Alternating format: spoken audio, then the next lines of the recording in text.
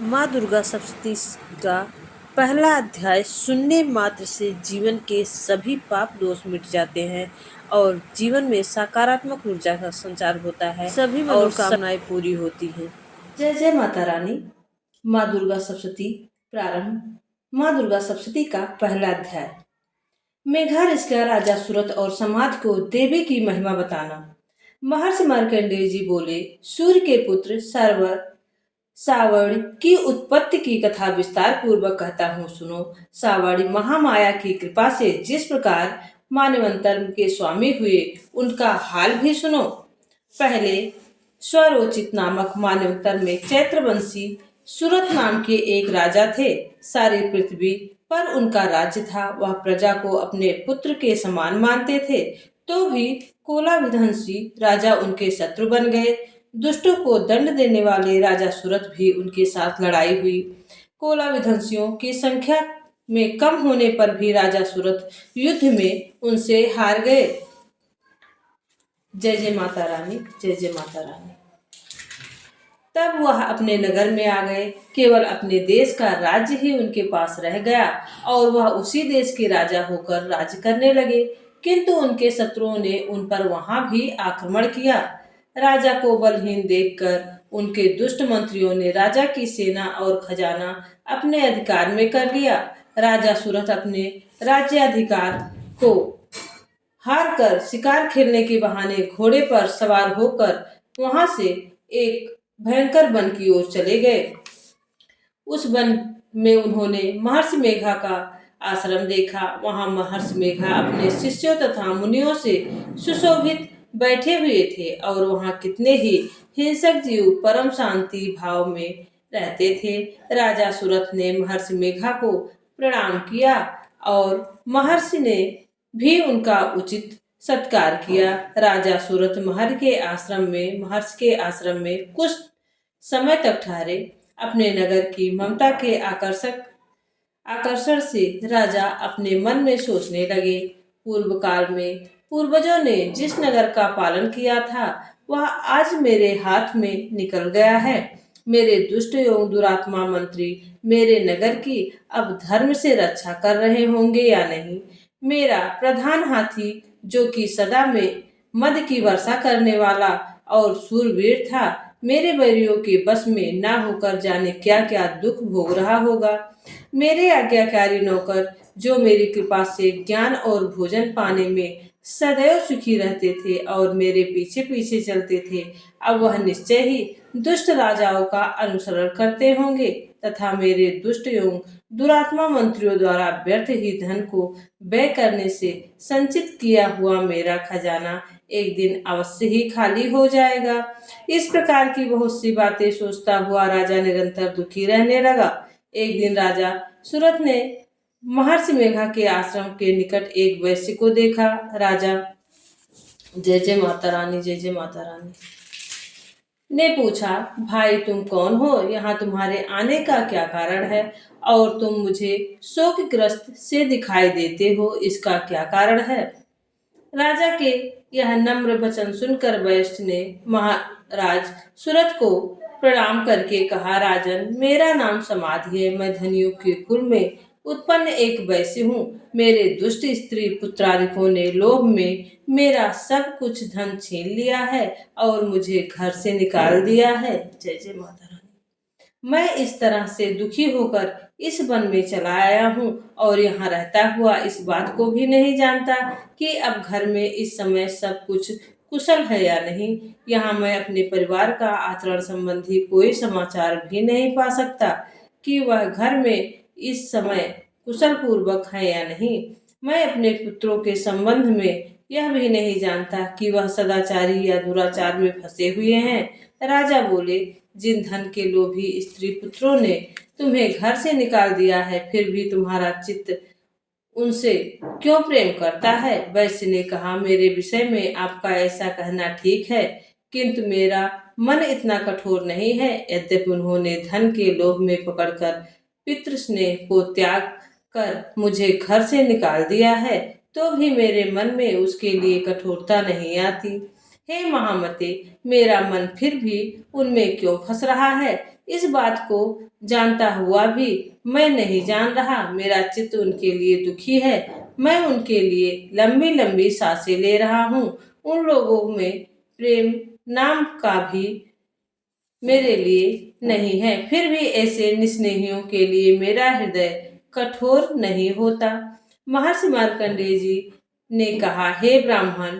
इसके पश्चात महाराज सूरत और वह वैश्य दोनों महर्षि मेघा के समीप गए और उनके साथ यथा योग्य न्याय संभाषण करके दोनों ने वार्तालाप आरंभ की।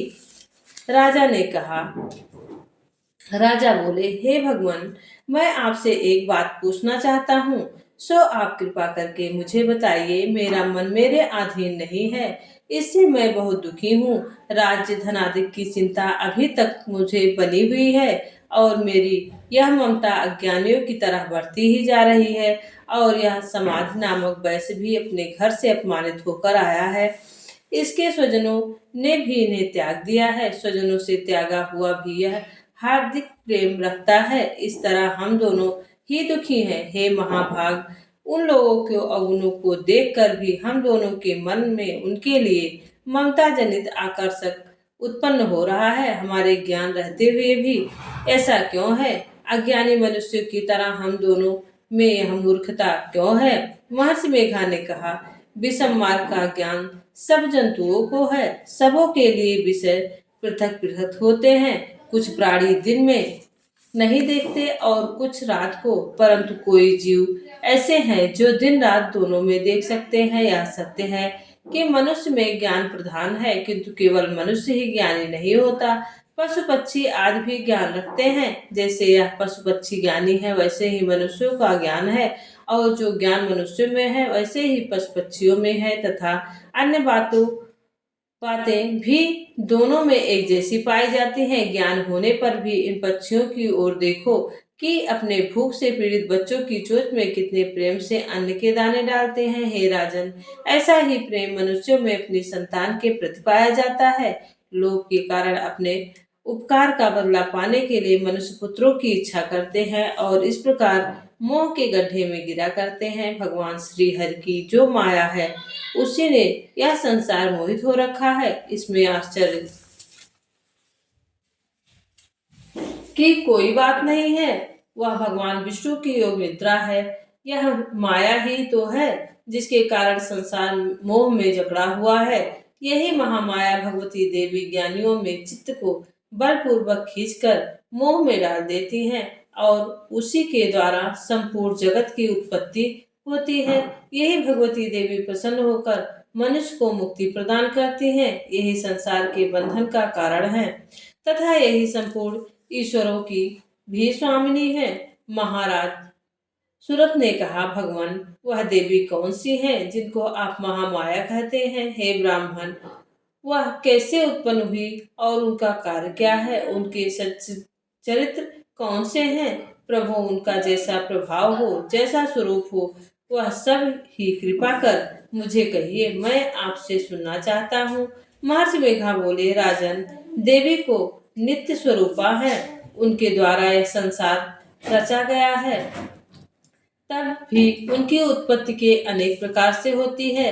वह सब आप मुझसे सुनो। वह देवताओं का कार्य सिद्ध करने के लिए प्रकट होती हैं। उस समय वह उत्पन्न हुई कहलाती हैं। संसार को जलमय करके जब भगवान विष्णु एक रुद्रा का आश्रय लेकर शेष शैया पर सो रहे थे, तब मधुकैटभ नाम के दो असुर उनके कानों के मैल से प्रकट हुए और वह श्री ब्रह्मा जी को मारने के लिए तैयार हो गए। श्री ब्रह्मा जी ने जब उन दोनों को अपनी ओर आते देखा और यह भी देखा कि भगवान विष्णु योग निद्रा का आश्रय लेकर सो रहे हैं, तो वह उस समय श्री भगवान के जगाने के लिए उनके नेत्रों में निवास करने वाली योग निद्रा की स्तुति करने लगे। श्री ब्रह्मा जी ने कहा, हे देवी, तुम ही स्वाहा, तुम ही स्वधा और तुम ही वत्सत्कार हो। स्वर भी तुम्हारा ही स्वरूप है। तुम ही जीवन देने वाली हो, सुधा हो, नित्य अक्षर प्रणव। जय जय माता रानी। मैं आकार, उकार, मकार, इन तीनों में माताओं के रूप में तुम ही स्थित हो। इनके अतिरिक्त जो भी बिंदु पथ अर्थ मात्रा है, जिनका कि विशेष रूप से उच्चारण नहीं किया जाता, हे देवी, वह भी तुम ही हो। देवी संध्या, सावित्री तथा परम जननी तुम ही हो। तुम इस विश्व को धारण करने वाली हो। तुमने ही इस जगत की रचना की है और तुम ही इस जग का पालन करने वाली हो, और तुम ही कल्प के अंत में सबको भक्षण करने वाली हो। हे देवी, जगत की उत्पत्ति के समय तुम सृष्टि रूपा होती हो, पालन काल में स्थित रूपा, और कल्प में के अंत में संहार रूप धारण कर लेती हो। तुम ही महाविद्या, महामाया, महामेघा, महारात्रि और मोहरात्रि हो। श्री ईश्वरी और बोध स्वरूपा बुद्धि भी तुम ही हो। लज्जा, पुष्टि, तुष्टि, शांति और क्षमा भी तुम ही हो। तुम खड्ग धारिणी, शूल धारिणी, घोर रूपा तथा गदा, चक्र, शंख और धनुष के धारण करने वाली हो। बाण, भुसुंडी और परिध, यह भी तुम्हारे ही अस्त्र हैं। तुम सौम्य और सौम्यंतर हो। यही नहीं बल्कि जितनी भी सौम्य तथा सुंदर वस्तुएं इस संसार में हैं, उन सबसे बढ़कर सुंदर तुम ही हो। पर और अपर और सब पे रहने वाली सुंदर तुम ही हो। हे सर्वस्वरूपे देवी, जो भी सत असत पदार्थ है और उनमें से जो शक्ति है वह तुम ही हो। ऐसी अवस्था में भला तुम्हारी स्तुति कौन कर सकता है। इस संसार की सृष्टि, पालन और संहार करने वाले जो भगवान है, उनको भी जब तुमने निद्रा में वशीभूत कर दिया, तो फिर तुम्हारी स्तुति कौन कर सकता है। मुझे भगवान विष्णु तथा भगवान शंकर को शरीर धारण करने वाली तुम ही हो। तुम्हारी स्तुति करने की शक्ति किसमें है। हे देवी, तुम तो अपने इस उदार प्रभाव के कारण, जय जय माता रानी, प्रशंसनीय हो। मधु और कैटभ जो भयंकर असुर हैं, इन्हें तो मोह में डाल दो। श्री हरि भगवान विष्णु को भी जल्दी जगा दो और उनमें इनको मार डालने की बुद्धि भी उत्पन्न कर दो। महर्षि मेघा बोले, हे राजन, जब ब्रह्मा जी ने देवी के इस प्रकार स्तुति करने पर भगवान को जगाने तथा मधु और कैटभ को मारने के लिए कहा, तो वह भगवान श्री विष्णु की नेत्र, मुख, नासिका, वाफ, हृदय और वक्ष स्थल से निकलकर श्री ब्रह्मा जी के सामने खड़ी हो गई। उसका ऐसा करना था कि भगवान श्री हरि तुरंत जाग उठे और दोनों असुरों को देखा, जो कि अत्यंत बलवान पराक्रमी थे और मारे क्रोध के जिनके नेत्र लाल हो रहे थे, और जो ब्रह्मा जी का वध करने के लिए तैयार थे। तब क्रुद्ध होकर उन दोनों दुरात्माओं असुरों के साथ भगवान श्री हरि पूरे 5000 वर्ष तक लड़ते रहे।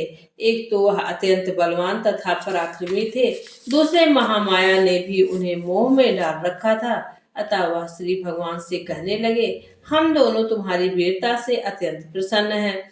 तुम हमसे कोई वर मांगो। भगवान ने कहा, यदि तुम मुझ पर प्रसन्न हो तो अब तुम मेरे हाथों से मर जाओ।